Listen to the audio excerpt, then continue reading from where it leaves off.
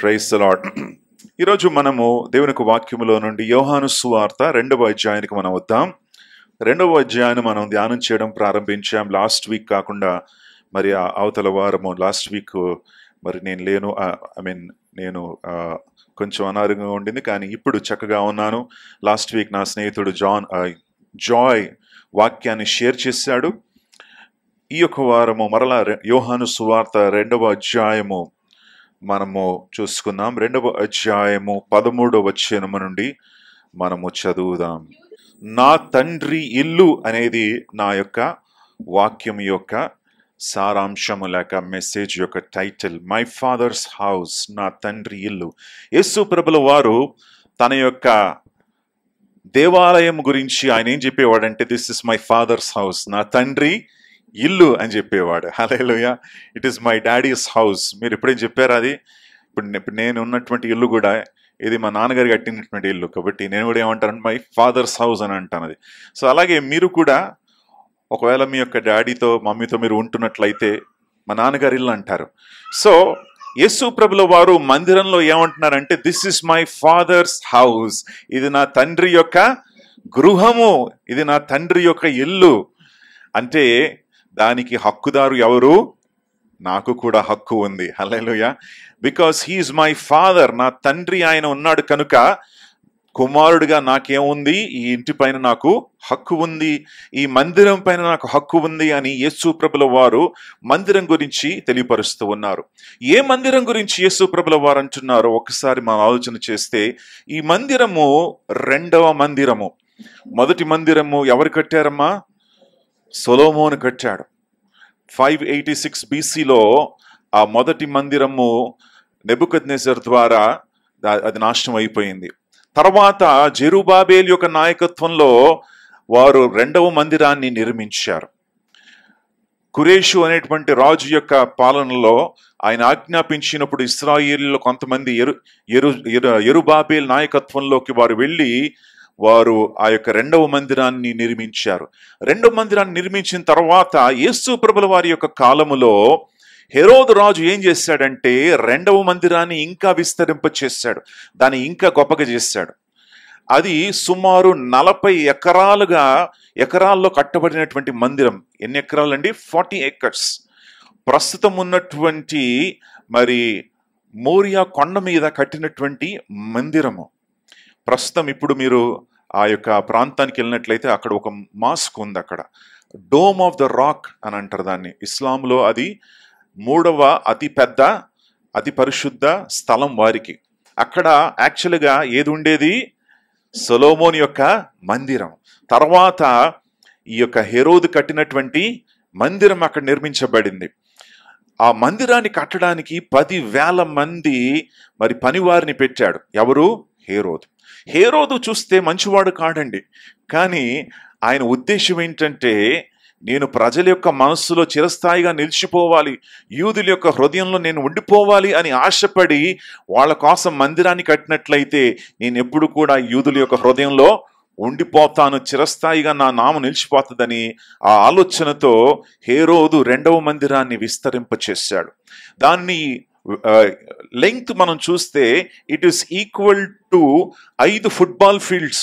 ఒకటి వెనకాల ఒకటి పెడితే ఎంత వెడల్పు, ఎంత లెంగ్త్ ఉంటుందో అంత లెంగ్త్ అనమాట. అండ్ విడ్త్ చూస్తే దాంట్లో యాక్చువల్లీ గోడలు చూస్తే 158 అడుగుల గోడలు ఉండేవి ఆ మందిరానికి. అంత గంభీరంగా, అంత అద్భుతంగా. ఇది ప్రస్తుతం చూస్తున్నారు కదా, ఇది ప్రస్తుతం అక్కడ ఉన్నటువంటి అదే స్థలంలో మరి ఆ యొక్క మొహమ్మడియన్స్ వారు వారి యొక్క దేవాలయాన్ని వారు కట్టుకున్నారు. కానీ ఈ స్థలములో సొలొమోను మందిరం ఉండేది, ఈ స్థలములో హెరోదు యొక్క మందిరం ఉండేది. యేసు ప్రభుల వారు ఆ మందిరం లోపలికి వచ్చాడు. లోపలికి వచ్చి, ఇది నా తండ్రి ఇల్లు అని అన్నాడు ఆయన. Hallelujah. This is my father's house. ఈ యొక్క మందిరంలో పస్కా పండుగ సమయంలో సుమారు 1,00,000 మంది మందిరంలోకి వచ్చేవారు. ప్రపంచ యావత్తులో నుండి మరి ఆ యొక్క యెరూషలేములో ఉన్నటువంటి జనసంఖ్య ఎంతంటే 80,000. ఆ 80,000 పీపుల్ కాకుండా 1,00,000 మంది మందిరానికి వారు వచ్చేవారు. పస్కా పండుగ సమయంలో వారు వచ్చి పాలు పంచుకునేవారు, పాల్గొనేవారు అని మనం చూస్తున్నాం. కనుక ఈ అద్భుతమైనటువంటి మందిరం, చక్కటి మందిరం, శ్రేష్టమైనటువంటి మందిరము, యేసు ప్రభుల వారు ఇదే మందిరములో ప్రతిష్ఠ చేయబడ్డాడు. తెలుసా మీకు? యేసు ప్రభుల వారు ఆయనకు మరి 8 దినములైనప్పుడు వారు తీసుకొచ్చి మందిరంలో ఎవరు తీసుకొచ్చారు? సిమియోను, హన్నా వచ్చారు. వచ్చినప్పుడు ప్రతిష్ఠ చేశారు. Thank you Satish. చక్కటి ఇది యాక్చువల్ మందిరం. మీరు చూసేటువంటి ఆ మందిరం హెరోదు సమయంలో కట్టబడినటువంటి చక్కటి మందిరంగా మనకు కనబడతా ఉంది. యేసు ప్రభుల వారు అందులో ప్రతిష్ఠ చేయబడ్డాడు. తర్వాత మనం చూస్తూ ఉన్నాం, యేసు ప్రభుల వారు ఒకానొక సమయంలో తప్పిపోతాడు. గుర్తుందండి మీకు ఆ ఇన్సిడెంట్? మరి యోసేపు, మరియా అందరూ కూడా కలిసి మందిరానికి వెళ్ళిన తర్వాత తిరిగి వచ్చేస్తున్నారు. తిరిగి వచ్చేటప్పుడు యోసేపు ఏమనుకున్నాడంటే మరియాతో యేసయ్య ఉన్నాడని. మరియా ఏమనుకుంటుందంటే యోసేపుతో యేసు ఉన్నాడని. స్త్రీలందరూ కూడా ఒక గ్రూప్లో వెళ్తున్నారు, పురుషులందరూ కూడా ఒక గ్రూప్లో వెళ్తున్నారు. వాళ్ళు అనుకున్నారు వీళ్ళు యేసు మీద. తర్వాత వచ్చి యేసు మీ దగ్గర ఉన్నాడా? లేడు. నీ దగ్గర ఉన్నాడు? లేడు. అరే మీతో ఉన్నా అనుకున్నాడు. సో చివరిగా పరిగెత్తుకుంటే ఎక్కడికి వెళ్ళారు? మందిరానికి వెళ్ళారు. హల్లెలూయా. మందిరంలో యేసు ప్రభులు వారు ఏం చేస్తున్నారంటే కూర్చొని చక్కటి బోధ చేస్తున్నాడు. ఎవరికి? అక్కడ ఉన్నటువంటి శాస్త్రులకు, అక్కడ ఉన్నటువంటి అధికారులతో మాట్లాడుతూ సంభాషిస్తూ ఉన్నాడు. So Jesus loved the church. యేసు ప్రభుల వారికి మందిరం అంటే చాలా ఇష్టం. హల్లెలూయా. అది నా తండ్రి ఇల్లు అనేవాడు.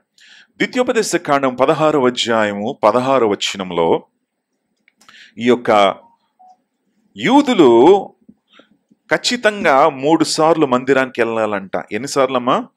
3 సార్లు. మగవారందరూ కూడా దేవుని యొక్క సన్నిధిలో కనబడాలి. సంవత్సరములో 3 సార్లు కనబడాలి. ఖచ్చితంగా అట్లీస్ట్ 3 times వారు రావాలి. మొదటిగా ఎప్పుడు రావాలంట? ఈ యొక్క పొంగని రొట్టెల పండుగ అంటే పస్కా పండుగ అని మనం అనొచ్చు.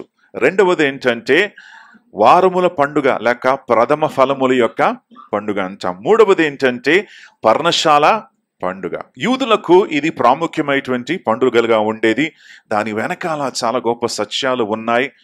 ఆ పండుగల ద్వారా యేసు ప్రభుల వారి యొక్క సత్యము, యేసు ప్రభుల వారి యొక్క గొప్పతనం అనేది మనం చూడొచ్చు. మనకు సమయం ఉన్నప్పుడు తర్వాత ఎప్పుడైనా యూదుల యొక్క ప్రతి పండుగను మనం ధ్యానం చేద్దాం. అందులో ఉన్నటువంటి సత్యాలు మనం నేర్చుకుందాం. సో ఈరోజు యేసు ప్రభుల వారు ఈ యొక్క పండుగకు మరి వచ్చి ఉన్నారు. ఎందుకంటే యూదులందరూ కూడా రావాలి అని బైబిల్ సెలవిస్తూ ఉంది. ప్రియులారా, మరి మన క్రైస్తవులు కూడా చాలా మంది పండుగ రోజే కనిపిస్తారు. తెలుసా మీకు ఆ విషయం? వాళ్ళందరినీ కూడా ఏమంటామంటే ఈసీజీ క్రిస్టియన్స్. ఈసీజీ క్రైస్తవులు అంటే ఏంటి అర్థం? Easter, Christmas, good Friday.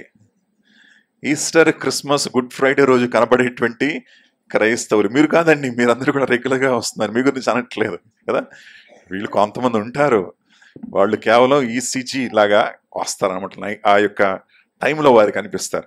So యేసు ప్రభుల వారు మాత్రం ఖచ్చితంగా మందిరానికి ఆయన వెళ్ళేవారు. ఈ యొక్క పస్కా పండుగ సమయమందు ఆయన మందిరానికి వెళ్ళినట్లుగా మనం చూస్తున్నాం.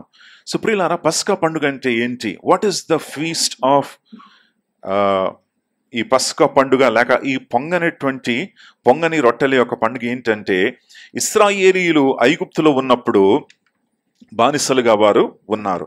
బానిసలుగా ఐగుప్తులో వారు ఉన్నప్పుడు మరి దేవుడు ఏమన్నాడంటే, ఇశ్రాయేలు, ఇదిగో ఈరోజు నిన్ను ఐగుప్తులో నుండి నేను బయటికి తీసుకెళ్ళబోతున్నాను. కనుక నువ్వేం చెయ్యాలంటే ఒక గొర్రెపిల్లను నువ్వు వధించి ఆ గొర్రెపిల్ల యొక్క రక్తాన్ని తీసుకొని నీ గుమ్మము పైన పై కమ్మికి నిలువ కమ్మికి దానిని పూయాలి. ఆ పై కమ్మికి నిలువ కమ్మికి నువ్వు పూసిన తర్వాత నువ్వు లోపలే ఉండాలి. గొర్రెపిల్ల నువ్వు తీసుకోవాలి, దాన్ని సేవించాలి. తర్వాత ఆ రాత్రి మరి ఏం జరగబోతుందంటే ఐగుప్తీయుల పైన ఆ యొక్క మరణపు దూత రాబోతూ ఉన్నాడు. మరణపు దూత వచ్చి ఐగుప్తీయుల్లో మరి పెద్ద వారి యొక్క గృహాల్లో ఉన్నటువంటి జ్యేష్ఠ కుమారులందరినీ కూడా చంపేయబోతూ ఉన్నాడు అని అన్నప్పుడు ఇశ్రాయేలీయులు దానికి లోబడ్డారు. అదే రాత్రి మరణపు దూత వచ్చినప్పుడు ఇశ్రాయేలీయులు భద్రపరచబడ్డారు. గొర్రెపిల్ల యొక్క రక్తము ద్వారా వారు కాపాడబడ్డారు. అదే రాత్రి వారు బయటికి వెళ్ళారు. కనుక దేవుడు ఏం చేశాడంటే ఈ పండుగను మీరు ఆచరించాలి, ఎందుకంటే ఈ రాత్రి నేను ఏం చేశానంటే మిమ్మల్ని ఐగుప్తులో నుండి నేను బయటికి తీసుకొచ్చాను. హల్లెలూయా. అది పస్కా పండుగ యొక్క అర్థము. చాలా ప్రాముఖ్యమైనటువంటి festival. It is the feast of pass over, అనగా గొర్రెపిల్ల యొక్క రక్తము ద్వారా ఏమయ్యారు? తప్పించుకున్నారు. గొర్రెపిల్ల యొక్క రక్తము ద్వారా వీరు రక్షించబడినట్లుగా మనం చూస్తూ ఉన్నాం. కనుక ఆ పండుగ రోజు మరి యేసు ప్రభుల వారు అక్కడ ఉన్నారు. యోహాను సువార్త 1వ అధ్యాయంలో కూడా మీరు చూస్తే 29వ వచనంలో బాప్తిజం ఇచ్చు యోహాను ఏమంటున్నాడు చూడండి. మరునాడు యోహాను యేసు తన యొద్దకు రాగా చూసి, ఇదిగో లోక పాపములన్నిటినీ కూడా మోసుకొని పోవు దేవుని యొక్క గొర్రెపిల్ల ఇతనే. He is the lamb of God. Hallelujah. So ఈ గొర్రెపిల్ల ఎక్కడికి వెళ్తున్నాడంటే పస్కా పండుగ రోజు మందిరానికి వెళ్తున్నాడు. Is going to the temple.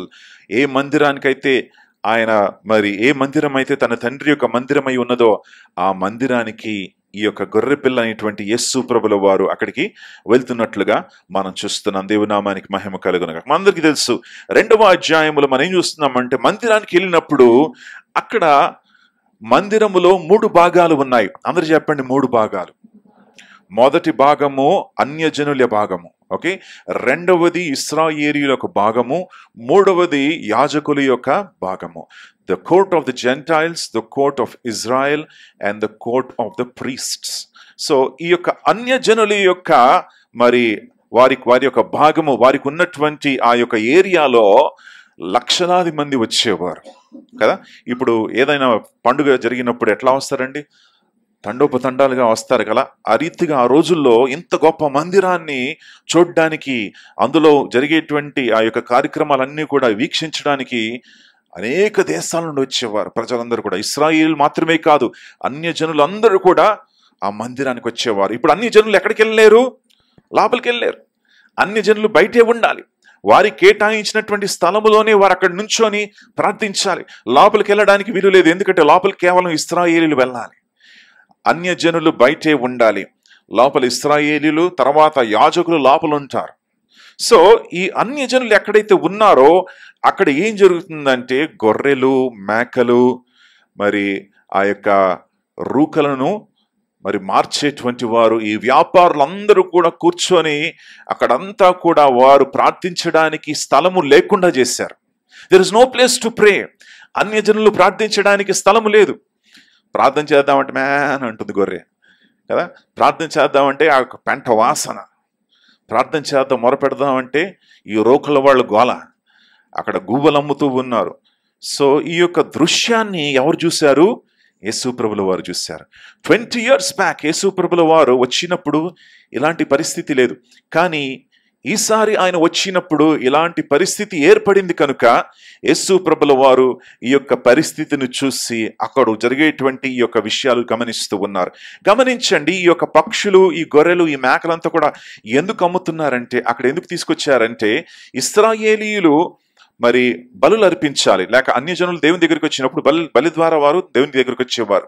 వాళ్ళు ఎంతో దూరం నుంచి వస్తున్నారు కాబట్టి గొర్రెలు మేకలు తీసుకురావడం కష్టం వాళ్ళకి. సో వాళ్ళు అక్కడే మందిరంలోనే మీకు ఈజీగా దొరికిపోతుంది. మీరు ఎక్కడ వెళ్ళాల్సిన అవసరం లేదు. మీకోసం మందిరంలోనే గొర్రెలు మేము ఏర్పాటు చేశాం, మీకోసమే మందిరంలో అంతా కూడా రెడీగా ఉంది, వచ్చి కొనుక్కోండి, బలులు అర్పించండి అని ఆ యొక్క బిజినెస్ అనేది ఎవరు స్టార్ట్ చేశారు? యాజకులు. ఎవరు? యాజకులు స్టార్ట్ చేశారు. ఆ యాజకులు స్టార్ట్ చేసినప్పుడు వాళ్ళకు ఒక పర్సంటేజ్ వెళ్తుంది. ఎవరికి? ఈ గొర్రెలు అమ్మినప్పుడు ఎవరు పర్సంటేజ్ ఉంది? అందులో వీళ్ళ పర్సంటేజ్ ఉంది, యాజకులు కూడా పర్సంటేజ్ పెట్టుకున్నారు. రెండవది ఏంటంటే రూకలు మార్చేవారు. ఇప్పుడు ప్రజలందరూ కూడా అనేక దేశాల నుండి వచ్చేవారు. అనేక దేశాల్లో వారి కరెన్సీ వేరేగా ఉండేది. ఇప్పుడు ఈ యొక్క మందిరంలో వారు వాడేటువంటి కరెన్సీ డిఫరెంట్ కరెన్సీ. ఎందుకంటే అన్ని జనుల యొక్క కరెన్సీని వారు లోపల వాడలేరు. ఎందుకంటే అన్ని జనుల యొక్క బొమ్మలు దాని మీద ఉండేవి, విగ్రహాల యొక్క బొమ్మలు ఉండేవి కనుక వారు మందిరంలో వాడలేరు. కనుక వీళ్ళు ఏం చెయ్యాలి? కరెన్సీని మార్చాలి. ఆ కరెన్సీని మార్చాలంటే అక్కడ కరెన్సీ మార్చే వాళ్ళు కూడా ఉన్నారు, ఎక్స్చేంజ్ చేసే వాళ్ళు ఉన్నారు. ఏటీఎం మెషిన్స్ లా కూర్చున్నారు అక్కడ, వాళ్ళంతా లైన్ కూర్చున్నారు. వీళ్ళు వెళ్ళి డబ్బులు ఇచ్చినప్పుడు వాడు మరలా అందులోంచి ఎక్స్చేంజ్ పర్సంటేజ్ కొట్టేస్తాడు. ఎక్స్చేంజ్ పర్సంటేజ్ కొట్టేసి రిటర్న్ డబ్బులు నీకు లోకల్ కరెన్సీలో మందిరంలో వాడేటువంటి డబ్బుల్ని ఇచ్చేవాడు. సో ఇటువంటి వ్యాపారం అక్కడ జరుగుతూ ఉంది. ఒకసారి ఊహించండి, this is the kind of scene you're seeing there. అక్కడ ఈ యొక్క బిజినెస్ చూస్తూ ఉన్నప్పుడు గొర్రెలు అమ్ముతున్నారు, మేకలు అమ్ముతూ ఉన్నారు. వారందరూ కూడా దొంగల్లాగా మరి ఎంత కావాలంటే అంత పెంచేస్తున్నారు. ఏమంటున్నారంటే ఇవన్నీ కూడా యాజకుడు చూసి, యాజకులే ఇవన్నీ కూడా అప్రూవ్ చేశారండి, మీరు బయట తీసుకోకూడదు, ఇక్కడే మా దగ్గరే తీసుకోవాలి. ఎందుకంటే యాజకులు దీన్ని మరి చెక్ చేసి ఇది ఎటువంటి మద మచ్చలేనటువంటి గొర్రెలుగా ఉన్నాయి, మేకలుగా ఉన్నాయి, వీటినే మీరు దేవునికి అర్పించాలి అని వీళ్ళ గోల. ఎవరిది? అక్కడ అమ్మాయి వాళ్ళ గోల. ఇవన్నీ చూసి యేసయ్య ఏం చేశాడు తెలుసా? కింద వంగి కొన్ని తాడు తీసుకున్నాడు. తాడు తీసుకొని దాన్ని ఏం చేశాడు? చుట్టాడు. చుట్టి ఒక కొరడాగా చేసుకున్నాడు దాన్ని. కొరడాగా. మీరు ఎప్పుడైనా ఊహించారా ఎంత మంచి దేవుడు మన దేవుడు? యాక్చువల్లీ ఆయన రోగులను స్వస్థపరిచాడు, బాగు చేశాడు, 5,000 మందికి భోజనం పెట్టాడు, కనికరముతో నిండినటువంటి దేవుడు. కానీ ఇదే దేవుడు ఇప్పుడు ఏం చేస్తున్నాడంటే కింద వంగి అక్కడ ఉన్నటువంటి మరి తాడులతో ఒక కొరడా చేసి ఎవరిని కొడుతున్నాడు? ప్రజల్ని కాదు, ప్రజల్ని కొట్టలేదు ఆయన. ఆయన ఎవరిని కొట్టాడంటే అక్కడ ఉన్నటువంటి గొర్రెలు మేకలు మరి అక్కడ అమ్ముతున్నారు కాబట్టి దాన్ని తరిమి కొట్టాడు ఆయన బయటికి. Hallelujah. So he just drove everything away. అన్నీ కూడా తరమగొట్టి అక్కడ ఉన్నటువంటి రూకలు మార్చేటువంటి వారి యొక్క బల్లలన్నీ కూడా కింద పడేసాడు. కింద పడేసినప్పుడు వీళ్ళందరూ కూడా కింద ఏరుకుంటున్నారు. ఎవరు? ఆ యొక్క కాయిన్స్ కింద పడిపోయాయి. అరే ఏం చేస్తున్నారు? ప్రధాన యాజకులు అందరూ కూడా పరిగెత్తుకుంటూ వచ్చారు. ఏమిటయ్యా ఇది, ఏం చేస్తున్నావు నువ్వు అని యేసు ప్రభుల వారిని అడుగుతా ఉన్నారు. అప్పుడు యేసయ్య ఏమన్నాడో తెలుసా? నా మందిరాన్ని మీరు ఏం చేశారు? దొంగల గుహగా మార్చారు. నా మందిరాన్ని ఏం చేశారు? దొంగల గుహగా మార్చారు. సో వీళ్ళందరూ కూడా ఏం చేస్తున్నారంటే మరి దేవుని యొక్క మందిరములో ప్రార్థించడానికి, ఆరాధించడానికి వచ్చేటువంటి వారిని మోసం చేసి, వారి డబ్బులు లాక్కొని, వారు ప్రార్థించకుండా వారికి సరైనటువంటి స్థలము లేకుండా చేసి, అలాంటి పరిస్థితిని తీసుకొచ్చి వీరు దేవునికి అడ్డుగా నిలబడ్డారు. వీళ్ళు ఎవరు? అక్కడ ఉన్నటువంటి యాజకులు, అక్కడ ఉన్నటువంటి ఈ యొక్క రూకలు మార్చేటువంటి వారు, అక్కడ ఉన్నటువంటి ఈ వ్యాపారులందరూ కూడా. అది ఎవరికి నచ్చలేదు? మన యేసయ్యకు నచ్చలేదు. హల్లెలూయా, ప్రైజ్ ది లార్డ్. ప్రియులారా, యేసయ్య యొక్క కోరిక ఏంటంటే నా బిడ్డలు నా మందిరంలో వారు నన్ను ఆరాధించాలి. హల్లెలూయా. వారికి ఎటువంటి ఆటంకము ఉండకూడదు. వారు స్వేచ్ఛగా నన్ను స్తుతించాలి. నా తండ్రి 4వ అధ్యాయం 24వ వచనంలో బైబిల్ ఏముంటుందంటే యోహాను 4:24, my father seeks to such people. ఆత్మతో సత్యముతో ఆరాధించే వారిని నా తండ్రి ఏం చేస్తున్నాడు? వెతుకుతూ ఉన్నాడు. He searching for people who will worship him. Hallelujah. ఆత్మతో సత్యముతో మనస్ఫూర్తిగా ఆరాధించే వారిని కోరుకుంటున్నాడు నా తండ్రి. కానీ వీళ్ళేం చేశారు? అడ్డుగోడలు పెట్టేశారు. ఆరాధించకుండా ఆపివేస్తూ ఉన్నారు. దేవుని యొక్క కార్యం జరగకుండా వీరు ఆపుతూ ఉన్నారు. కనుక యేసయ్య కొరడా తీసుకొని వారిని కొట్టడం మొరపెట్టినట్లుగా చేసినట్లుగా మనం చూస్తూ ఉన్నాం. దేవుని నామానికే మహిమ కలుగును గాక. ప్రియులారా, గమనించండి, యేసు ప్రభుల వారు మందిరాన్ని ఒక్కసారి కాదండి, 2 సార్లు శుద్ధి చేశాడు. Not once but twice. మనం అనుకుంటే ఒకసారి చేశాడని కాదు. ఆయన పరిచర్య ప్రారంభించేటప్పుడు 2వ యోహాను సువార్తలో మనం చూస్తున్న పరిచర్య ప్రారంభించినప్పుడు మందిరాన్ని శుద్ధి చేశాడు.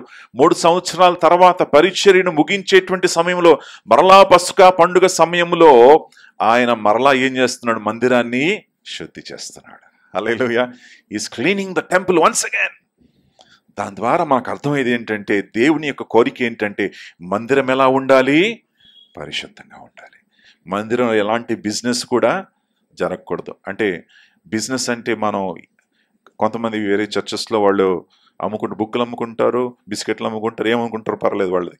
సో అది దాని గురించి మనం అనట్లేదు. కానీ వారి యొక్క హృదయాలు, మనిషి యొక్క హృదయం కోరుకుంటున్నాడు దేవుడు.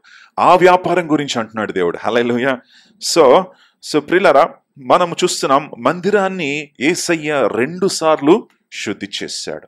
మొదటిసారి మందిరం యొక్క ఆ యొక్క ప్రారంభంలో, తన పరిచర్య ప్రారంభంలో, తర్వాత ఆయన పరిచర్య ముగించేటువంటి సమయములో కూడా ఆయన శుద్ధి చేశాడు. ఈ యొక్క శుద్ధీకరణ అనేది బైబిల్లో మలాకీ గ్రంథంలో మలాకీ ప్రవక్త దీని గురించి ఆయన ప్రవచించాడు. ఇదిగో నా యొక్క సేవకుడు రాబోతూ ఉన్నాడు, ఆయన వచ్చినప్పుడు ఆయన ముందు ఎవరు నిలవగలరు? మలాకీ గ్రంథం చూడండమ్మా, ఒకసారి చూద్దాం. 3వ అధ్యాయము. Who can stand in his presence? Malachi గ్రంథం 3వ అధ్యాయము 2వ వచనం.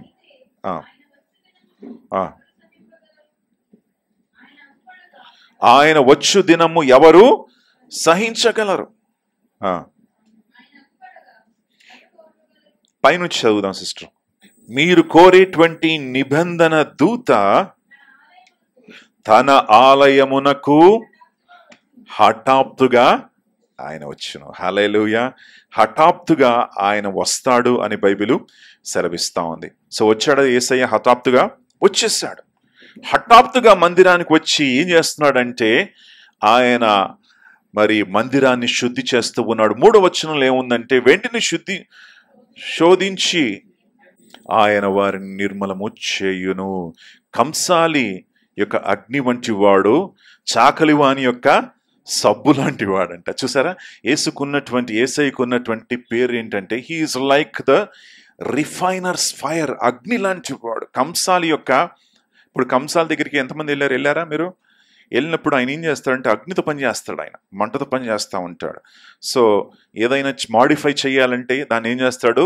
మంటలో పెడతాడు. ఏదైనా ఆ యొక్క బంగారాన్ని షేప్ చేయాలంటే దాన్ని ఏం చేస్తాడు?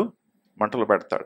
మంటలో పెట్టి దాన్ని కొట్టి దానికి కరెక్ట్ రూపాన్ని ఇస్తాడు. కంసాలి లాంటి వాడు. 2వది ఏంటంటే చాకలివాని యొక్క సబ్బు లాంటి వాడు. ఇప్పుడు మనకు చాకలివాళ్ళు ఎవరు తెలియట్లేదు. అందరి దగ్గర ఏముంది? వాషింగ్ మెషిన్లు ఉన్నాయి. బట్టలు తీసుకుని అందరూ పడేయండి, అయిపోయింది. ఆ రోజుల్లో చాకలివాడు వచ్చేవాడు ఇంటికి. గుర్తుందా మీకు? ఎంతకాలం, లాంగ్ బ్యాక్, 40-50 ఇయర్స్ బ్యాక్ వాడు వచ్చేవాడు చాకలివాడు. వాడికి ఈ యొక్క బట్టలు ఇస్తే వాడు తీసుకెళ్లి ఉతికి మరలా దాన్ని ఇస్త్రీ పెట్టి తీసుకొచ్చేవాడు ఇంటికి. సో అలాంటి పరిస్థితి ఉండేది. సో చాకలివాని యొక్క దగ్గరికి వెళ్ళినప్పుడు వాడి దగ్గర బలమైనటువంటి స్ట్రాంగ్ సబ్బు అనమాట. అది ఎంత రుద్దినా కరిగిపోదు, తెలుసా? అది రుద్ది బట్టలంతా కూడా కొట్టి దాన్ని క్లీన్గా శుద్ధిగా చేసేవాడు. సో యేసు ప్రభుల వారు కూడా మరి ఈ యొక్క చాకలివాని యొక్క సబ్బు లాంటి వాడు అని బైబిల్ సెలవిస్తా ఉంది. కాబట్టి ప్రియులారా, యేసు ప్రభుల వారు మరి 2 సార్లు మందిరాన్ని శుద్ధి చేశాడు. తర్వాత ఏమంటున్నాడంటే, నా మందిరాన్ని నేను కడతాను అంటున్నాడు ఆయన. I will build my church. మత్తయి 16:18 పాతాళపు ద్వారములు దాని ఎదుట నిలవనేరవు, నా మందిరం అది అంటున్నాడు. అంటే యేసయ్యకు మందిరం అంటే ఏముంది? ప్రేమ. మందిరం అంటే ఏమై ఉంది? ఆశ. మందిరం అంటే ఆయనకు he has got passion for the church. Hallelujah. మందిరం పట్ల ప్రేమ, మందిరం పట్ల ఆసక్తి కలిగి ఉన్నాడు యేసయ్య అని మనం చూస్తున్నాం. చదవండి.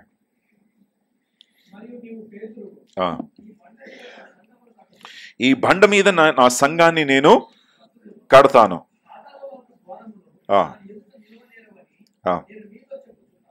రైట్. పాతాళ లోకపు ద్వారములు దాని ఎదుట నిలువలేవని నీతో చెప్పుచూ ఉన్నాను. కనుక ప్రియులారా, యేసయ్యకు మందిరం అంటే ప్రేమ, మందిరం అంటే ఆశ, మందిరం అంటే ఆసక్తి కలిగి ఉన్నటువంటి వాడాయన. ప్రియులారా, ఒకసారి మన హృదయాలు కూడా మనం పరీక్షించుకోవాలి. యేసయ్యకు ఉన్నటువంటి ప్రేమ మనకున్నదా? మందిరం పట్ల, దేవుని యొక్క సన్నిధి పట్ల, దేవుని బిడ్డల పట్ల ఆసక్తి మనం కలిగి ఉన్నామా? దేవుని యొక్క సన్నిధి, దేవుని యొక్క బిడ్డలు, దేవుని యొక్క పరిచర్య, దేవుని యొక్క కార్యం నిర్లక్ష్యం చేస్తున్నామా? యేసయ్య always had zeal for God. దేవుని కోసం ఎంతో ఆసక్తి కలిగి ఆయన ఉన్నాడు. చూడమ్మా, 2వ అధ్యాయంలో ఈ మాటలు ఉన్నాయి. 17వ వచనము.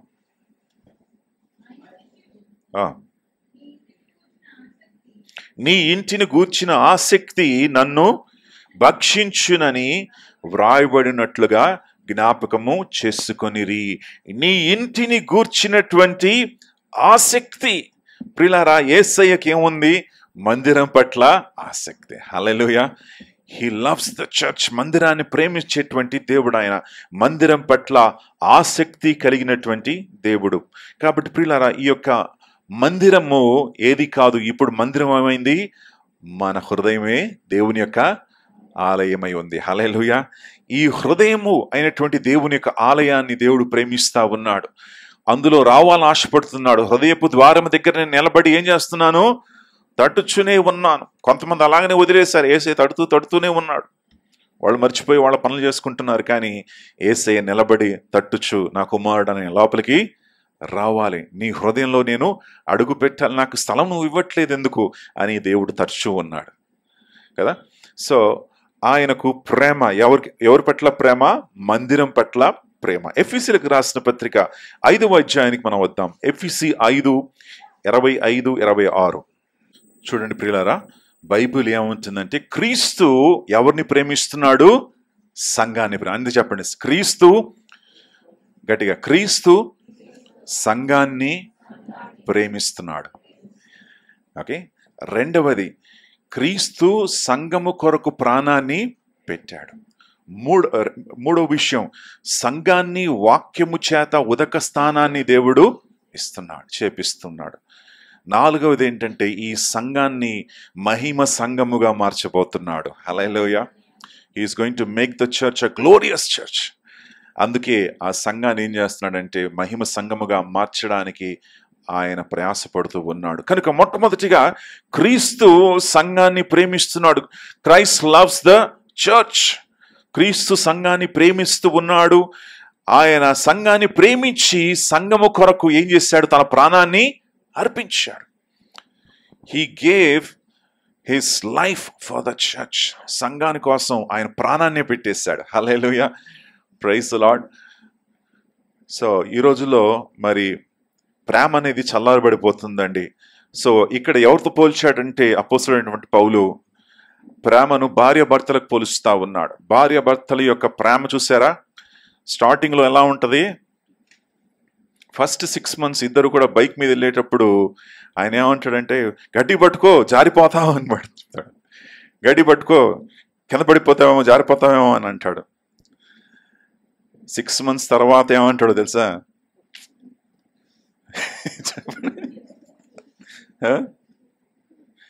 గట్టి పట్టుకోకు, బట్టలంతా కూడా నలిగిపోతాయి అంటాడు కదా. సో మనిషి యొక్క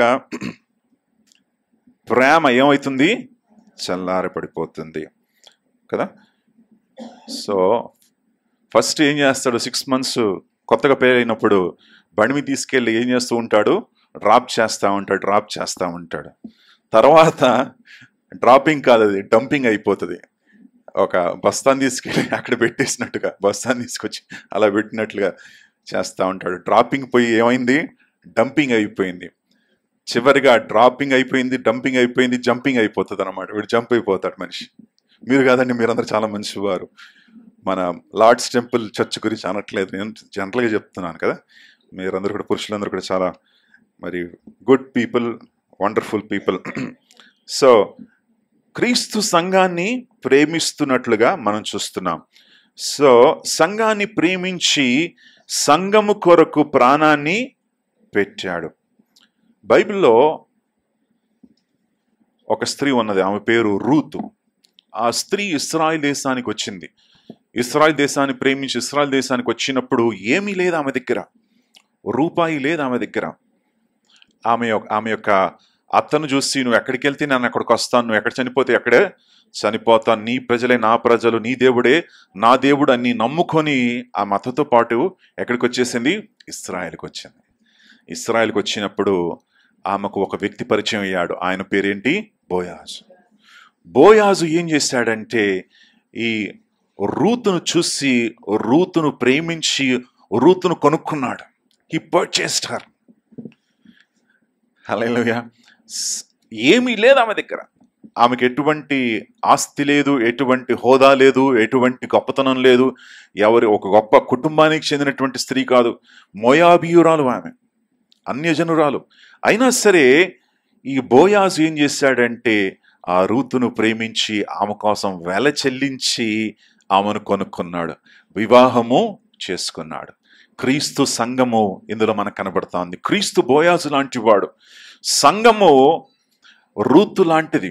ఈ రూతు లాంటి సంఘము ఎటువంటి మరి సంఘానికి ఎటువంటి గొప్పతనం లేదు, ఎటువంటి మరి హక్కులు లేవు, ఏ పాటి ఎటువంటి మరి గ్రేట్నెస్ కూడా లేదు. ఈ సంఘాన్ని క్రీస్తు ప్రేమించి తన ప్రాణాన్ని పెట్టి ఏం చేశాడు? సంఘాన్ని కొనుక్కున్నాడు. హల్లెలూయా. అది క్రీస్తు యొక్క ప్రేమ. సంఘం పట్ల ఆయనకు ఉన్నటువంటి ప్రేమ, తన ప్రాణాన్ని పెట్టాడు. రెండవది ఏంటంటే సంఘాన్ని ఏం చేస్తున్నాడు? శుద్ధి చేస్తున్నాడు. ఏం చేస్తున్నాడు? మా సంఘాన్ని శుద్ధీకరిస్తున్నాడు. He is cleansing the church. సంఘాన్ని శుద్ధి చేస్తున్నాడు. పాత నిబంధనలో ఒక సిస్టర్ కాదు, ఒక రాణి ఉండేది. సిస్టర్ అంటానేంటి? ఒక రాణి, ఆమె పేరు ఎస్తేరు. ఓకే, ఈ ఎస్తేరు మహారాణి రాజు అనేటువంటి అహష్వేరోషు దగ్గరికి వెళ్లే ముందు ఆమె 2వ అధ్యాయం మీరు చదివితే, ఎస్తేరు గ్రంథం 2వ అధ్యాయంలో ఆమె 12 months ఏం చేసుకుందంట? ఏం చేయాలి? ఆమె సిద్ధపడాలి. 6 నెలలు ఏం చేయాలి? గోపురస తైలముతో ఆమె ట్రీట్మెంట్ చేసుకోవాలి. తర్వాత 6 నెలలు సుగంధ ద్రవ్యాలతో బ్యూటీ ట్రీట్మెంట్ అన్నమాట. ఎవరి దగ్గరికి వెళ్ళడానికి? రాజు దగ్గరికి వెళ్ళడానికి. రాజు, ఆయన రాజు కాబట్టి భరించాడు ఆయన. ఈ రోజుల్లో అలాంటి బ్యూటీ ట్రీట్మెంట్స్ లేవండి. అలాంటి బ్యూటీ ట్రీట్మెంట్స్ ఉంటే ఎప్పుడో జేబులంతా కూడా ఖాళీ అయిపోయేవి. సో 6 months ఆమె తను శుద్ధి చేసుకొని ఈ యొక్క తైలముతో అభిషేకించుకొని 6 నెలలు సుగంధ ద్రవ్యాలతో అభిషేకించుకొని తర్వాత రాజు దగ్గరికి వెళ్ళింది. ఎవరు? ఎస్తేరు. సంఘమును దేవుడు ఏం చేస్తున్నాడు అంటే తన వాక్కు చేత శుద్ధి చేస్తున్నాడు. He శాంక్టిఫైస్ the church with his word. తన వాక్కు ద్వారా సంఘాన్ని ఏం చేస్తున్నాడు? శుద్ధి చేస్తున్నాడు. హల్లెలూయా. అక్కడ కొరడా పెట్టి సంఘాన్ని ఏం చేశాడు? దేవుడు శుద్ధి చేశాడు కదా. ఆ కొరడా పెట్టి అక్కడ ఉన్నటువంటి ఎవరైతే బిజినెస్ చేస్తున్నారో, ఎవరైతే మరి ఆటలాడుతూ ఉన్నారో అలాంటి వారిని అందరినీ కూడా తరిమి కొట్టాడు యేసయ్య. హల్లెలూయా. Praise the Lord. ఆయన కోరిక ఏంటంటే సంఘం ఎలా ఉండాలి? నిష్కలంకంగా ఉండాలి. మచ్చ లేనటువంటి సంఘముగా, పరిశుద్ధమైనటువంటి సంఘముగా ఉండాలి. సంఘం అంటే ఎవరు? మనము. హల్లెలూయా. సో నీ హృదయం ఎలా ఉండాలి? పరిశుద్ధంగా. నీ జీవితం ఎలా ఉండాలి? శుద్ధీకరించబడినటువంటి జీవితం. నీ జీవితం ఎలా ఉండాలి? నిష్కలంకమైనటువంటి జీవితం. క్రీస్తు వలె నువ్వు జీవించాలి. అలాంటి శుద్ధీకరణ దేవుడు కోరుకుంటున్నాడు. అలాంటి శుద్ధీకరణ నీ జీవితంలో కలగజేస్తాడు. He will make sure you are cleansed. దానికోసం శ్రమలు, దానికోసం కష్టాలు వస్తాయి, దానికోసం ఇబ్బందులు వస్తాయి. అవన్నీ కూడా ఎందుకు వస్తున్నాయి అంటే నిన్ను సరిచేయడానికి. హల్లెలూయా. నీ జీవితాన్ని మార్చి నూతన జీవితం మార్చడానికి, నేను నూతన వ్యక్తిగా చేసి నిష్కలంకంగా పరిశుద్ధంగా ఆయన సన్నిధిలో నేను లేవడాలని దేవుడు కోరుకుంటూ ఉన్నాడు. హల్లెలూయా. అలాంటి మహిమగల అలాంటి సంఘాన్ని దేవుడు కోరుకుంటున్నాడు. మూడవది ఏంటంటే మహిమగల సంఘము. మూడవ సంఘము మహిమగల సంఘము. సంఘాన్ని ప్రేమిస్తున్నాడు, సంఘాన్ని శుద్ధీకరిస్తున్నాడు, మహిమగల సంఘముగా ఆయన చేయబోతూ ఉన్నాడు అని మనం చూస్తున్నాం. మహిమగల సంఘం అంటే రానున్న రోజుల్లో మనం యేసుక్రీస్తు ప్రభుల వారిని ముఖాముఖిగా చూడబోతున్నాం. మరి అబ్రహాముకు ఒక కుమారుడు ఉండేవాడు. ఆయన పేరు ఇస్సాకు. ఇస్సాకుకు వివాహం చేయాలంటే అబ్రహాం ఏమన్నాడంటే, మరి ఇక్కడ చుట్టుపక్కల ఉన్నటువంటి వారు ఎవరి దగ్గర నుండి మరి నా కుమారుడికి భార్య తీసుకోకండి, ఎక్కడికి వెళ్ళాలంటే నా స్వజనుల దగ్గరికి వెళ్ళు, అక్కడి నుండి నా కుమారుడి కోసం ఒక భార్యను నువ్వు తీసుకురా అని చెప్పి సేవకుడిని పంపించాడు. సేవకుడితో ప్రార్థన చేయించాడు, సేవకుడికి ప్రమాణం చేయించాడు. సేవకుడు వెళ్ళాడు. వెళ్ళిన తర్వాత సేవకుడు ఎవరిని చూస్తాడంటే అక్కడ రిబ్కాను చూస్తాడు. ఆయన ప్రార్థించినట్లుగా, ఆయన అడిగినట్లుగా దేవుడు రెబ్కాను తీసుకొచ్చాడు. రెబ్కాను తీసుకొచ్చిన తర్వాత రెబ్కాను అడిగారు, అమ్మ రెబ్కా నువ్వు వెళ్తావా, ఇస్సాకు వివాహం చేసుకుంటావంటే ఓకే అనేసింది ఆమె. ఫోటో చూడలేదు, ఏమి చూడలేదు, ఎలా ఉంటాడు, పొడుగ్గా ఉంటాడు, పొట్టిగా ఉంటాడో తెలియదు ఆమెకి కదా. ఆయన ఏ కలర్ ఉంటాడు. ఈ రోజుల్లో మనకేం కావాలి? ఫోటో కావాలి, హ్యాండ్సమ్గా ఉండాలి, శాలరీ ఎంత, సిటీసీ ఎంత, ఆయన క్వాలిఫికేషన్ ఎంత, ఆయన ఏం నేర్చుకున్నాడు, మాకు ఇద్దరికి అండర్స్టాండింగ్ ఉందా లేదా, ఇవన్నీ కూడా ఏం చేస్తారు? చూసుకుంటూ ఆయనతో పాటు ఒక డిస్కషన్ పెట్టి ఆయనతో పాటు మాట్లాడి తర్వాత తీర్మానానికి వస్తారు. ఆ టైంలో రెబ్కాని అడిగారు, అమ్మా నువ్వు వెళ్తావా అంటే ఓకే అని నిన్న ముక్కుమొహం తెలియనటువంటి వ్యక్తి. కానీ బైబిల్ ఏముంటుందంటే రెబ్కా విశ్వాసంతో వెళ్ళింది కాబట్టి బైబిల్ ఏముందంటే ఇస్సాకు ఆమె కోసం ఎదురు చూస్తున్నాడు. హల్లెలూయా. ఇస్సాకు అక్కడ పొలముల్లో ప్రార్థిస్తా ఉన్నాడు. పొలముల్లో ప్రార్థిస్తున్నటువంటి సమయంలో రెబ్కా ఎదురైంది. ఈ రెబ్కా ఎదురైనప్పుడు బైబిల్ ఏముంటుందంటే ఆమె తన యొక్క ముఖమును కప్పేసుకుంది.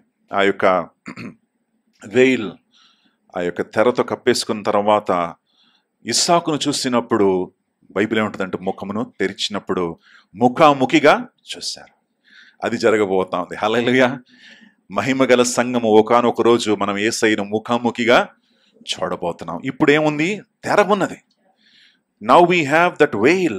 ఇప్పుడు తెర మనకు కనబడట్లేడు. యేసయ్య ముఖాముఖిగా చూడలేకపోతున్నాం. కానీ ఒకానొక రోజు ఆ యొక్క తెర వెళ్ళిపోతుంది. ముఖాముఖిగా మనం ఏమి చూడబోతున్నాం? యేసయ్యను. హల్లెలూయా. ఆ మహిమగల సంఘముగా మనము మారబోతున్నాం ప్రియులారా. ద గ్లోరియస్ చర్చ్, మహిమగల సంఘముగా మనము ఉండబోతున్నాం. ఆయనను ముఖాముఖిగా చూడబోతున్నాం. క్రీస్తు మరి మనలను ప్రేమించేటువంటి దేవుడు కనుక క్రీస్తు కొరకు మనము ఆ సంఘముగా మనం మారాలి అని బైబిల్ కోరుకుంటా ఉంది. కాబట్టి ప్రియులారా, ఈరోజు కూడా యేసయ్య యొక్క పని ఏంటంటే సంఘాన్ని ఏం చేస్తున్నాడు? శుద్ధి చేస్తున్నాడు. హల్లెలూయా. మీరు even if you go to revolution, ప్రకటన గ్రంథానికి మీరు వెళ్ళినట్లయితే సంఘంతో మాట్లాడుతూ ఏమంటున్నాడు? ప్రతి సంఘాన్ని ఆయన చూస్తూ మాట్లాడుతున్నావు, నువ్వు ఇలా చేస్తున్నావు బాగుంది, కానీ ఈ పని నువ్వు చెయ్యాలి. ఈ పలానా స్థలంలో నువ్వు పొరపాటు చేస్తున్నావు కాబట్టి ఈ పొరపాటును ఏం చేసుకోవాలి? సరిదిద్దుకో. అప్పుడు నీ కిరీటాన్ని ఇస్తాను, నేను ఆశీర్వదిస్తాను అంటున్నాడు దేవుడు. ప్రతిసారి మనం యేసయ్య దగ్గరికి వచ్చినప్పుడు యేసయ్య ఏం చేస్తాడంటే మన పొరపాట్లను చూపించి మన యొక్క తప్పిదములను మనకు తెలియపరిచి మనము ఆయన యొక్క రక్తము ద్వారా కడగబడాలని ఆశపడుతున్నాడు ఆయన. హల్లెలూయా. ఏంటండి ఎప్పుడు కూడా పశ్చాత్తాపం అంటారేంటి అని కొంతమంది అంటారు. యేసయ్య యొక్క శుద్ధీకరణ అది. హల్లెలూయా. మనం ప్రతిసారి ఆయన సన్నిధిలో ఏం చేయాలి? పరిశుద్ధపరచుకోవాలి. హల్లెలూయా.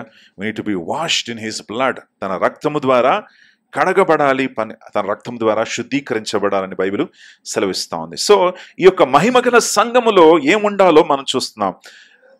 చివరిగా యోహాను సువార్త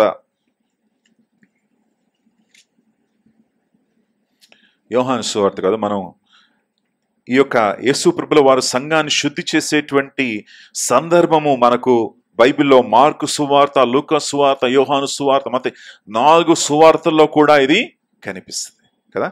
సో లూకా సువార్త 19వ అధ్యాయం చూడండిమా. లూకా సువార్త 19వ అధ్యాయం 45 నుండి 48 వచనాలు. నా మందిరము ఏం మందిరం అమ్మా? అందరు గట్టి చెప్పండి. నా మందిరంలో ఏం కనబడాలి? ప్రార్థన. హల్లెలూయా.